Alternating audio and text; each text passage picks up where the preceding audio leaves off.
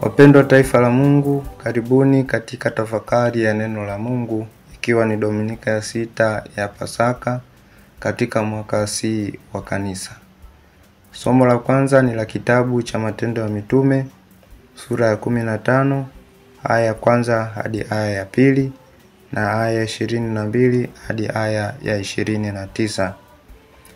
Somo la pili ni la kitabu cha Ufunuo, sura ya 21, aya ya 10 hadi aya ya 14 na aya ya 22 hadi aya ya 23. Na somo la tatu ni la Injili takatifu ilivyoandikwa na mwinjili Yohane, sura ya 14, aya ya 23 hadi aya ya 29. Tusikilize Injili takatifu. Yesu aliwaambia wafuasi wake, "Mtu akinipenda atalishika neno langu, na Baba yangu atampenda, nasi tutakuja kwake na kufanya makao kwake. Mtu asiyenipenda, yeye hayashiki maneno yangu, nalo neno mnalolisikia silo langu, ila ni lake Baba aliyenipeleka. Hayo ndiyo niliyowaambia wakati nilipokuwa nikikaa kwenu. Lakini huyo msaidizi, huyo Roho Mtakatifu, ambaye Baba atampeleka kwa jina langu, atawafundisha yote na kuwakumbusha yote niliyowaambia. Amani nawaachieni, amani yangu nawapa. Niwapavyo mimi sivyo kama ulimwengu utoavyo. Msifadhaike mioyoni mwenu, wala msiwe na woga. Mlisikia ya kwamba mimi naliwaambia, naenda zangu tena naja kwenu. Kama mngalinipenda, mngalifurahi kwa sababu naenda kwa Baba, kwa maana Baba ni mkuu kuliko mimi.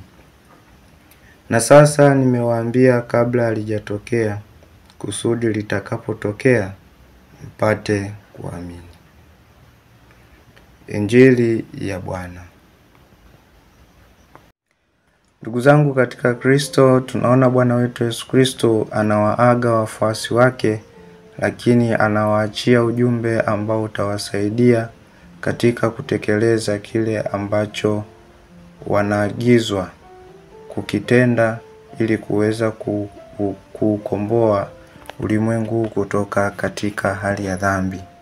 Na ndiyo maana anawakumbusha mwishoni kabisa kwamba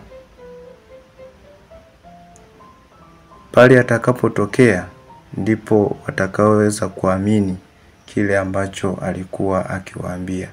Kwa wakati huo inawezekana akawa anaongea na wakawa wanapuuzia au kutoelewa maana ya maneno ambayo Bwana wetu Yesu Kristo anawatamkia.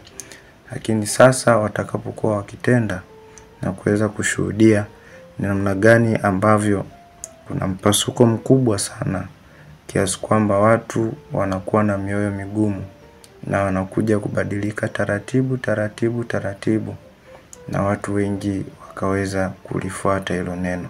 Kama ambavyo tumesikia wiki hii mpaka inaisha, Paulo na Barnaba wakipambana ili kuweza kusisitiza zaidi kwamba wokovu wa mwanadamu ni pale kuwa na imani juu ya Bwana wetu Yesu Kristo mfufuka, na si kutegemea zaidi tohara au kuishika torati tu bila kudhihirisha matendo.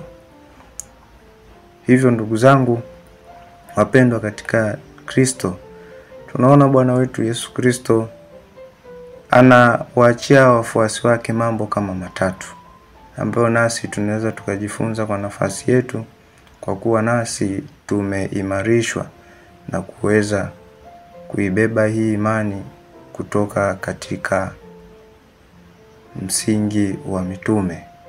Na tunakumbusha zaidi kwamba haya yote yatatusaidia na ataweza kutuongoza ili tuweze kulifikia lile ambalo Bwana wetu Yesu Kristo anatuandalia. Jambo la kwanza ni kuhusiana na upendo wa Bwana wetu Yesu Kristo, ambapo huo upendo unadhihirishwa kwa kushika neno lake.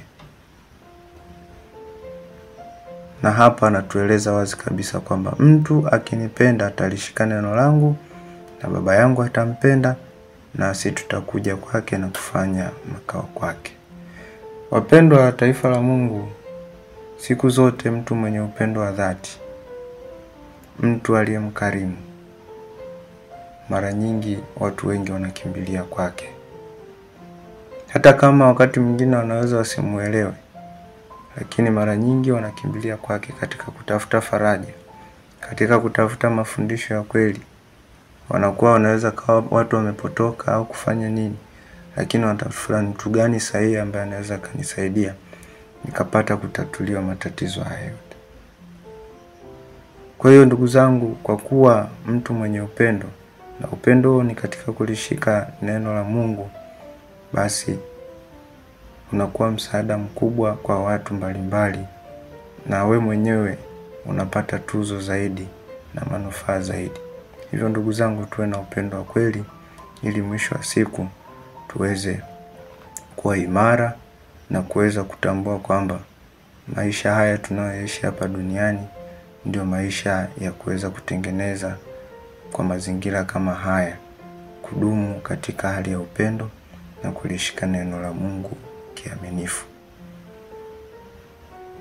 Lakini vile vile ni kuhusu amani ambayo Bwana wetu Yesu Kristo anawaachia mitume, na anaeleza kwamba amani nawacheni, amani yangu nawapa, niwapavyo mimi sivyo kama ulimwengu utoavyo.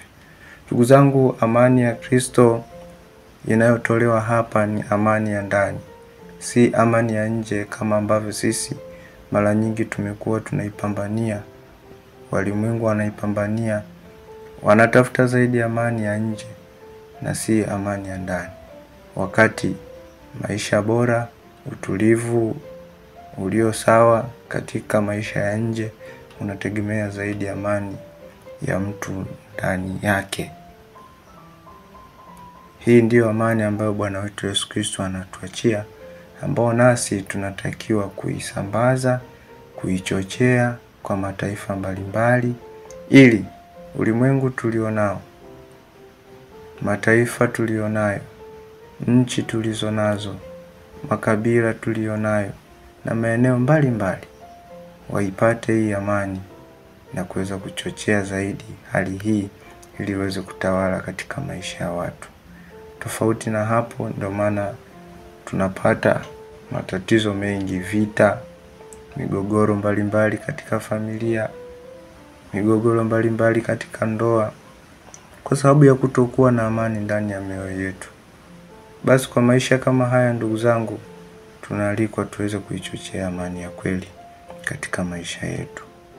Na vile vile anatukumbusha kwamba kuna huyu Roho Mtakatifu ambaye anakuja kuwa msaidizi wa kuweza kutukumbusha yale yote ambayo yeye amekuwa akitufundisha. Roho Mtakatifu yu ndani yetu. Roho Mtakatifu katika sakramenti ya kipaimara tumempokea na kuweza kufanywa kuwa askari hodari wa kuweza kuilinda imani yetu, wa kuweza kuyalinda na kuweza kuyasimamia kiaminifu yale ambayo tunafundishwa zaidi, ili akapate kuwa msaada kwa maisha yetu. Hivyo ndugu zangu, kila mmoja ana sauti ndani yake, ambapo pale anapotaka kutenda jambo baya, sauti inamkumbusha hili sio jema. Pale anapotaka kutenda lilo jema, sauti inamkumbusha hiki ndicho sahihi katika kukifanya. Basi ndugu zangu, tuwe katika hali ya utulivu, tuwe watu wa sala, tuwe watu wa kusoma neno la Mungu, tuwe watu wa kushika vyema mafundisho ya kanisa, ili tupate kuwa na hali hii ya utulivu katika maisha yetu, na tuweze kumsikia yule anayeongea nasi ndani yetu na kuweza kutekeleza kile ambacho tunakuwa tumeelekezwa. Lakini pale ambapo tunakuwa tunaishi maisha yenye kelele, tunashindwa kuwa na utulivu katika maisha yetu. Mwisho wa siku tunashindwa kutambua sauti sahihi ya Mungu akiongea nasi. Hivyo Ndugu wapendwa katika Kristo, niwatakie zaidi heri na baraka nyingi, neema zake Mwenyezi Mungu tunazojaliwa siku zote zi pamoja nasi, na yote ni upendo na uaminifu wake Mwenyezi Mungu kwetu sisi, ili tupate kuishi na kuwa salama zaidi. Awabariki na kuwalinda Mungu Mwenyezi, Baba na Mwana na Roho Mtakatifu. Amina.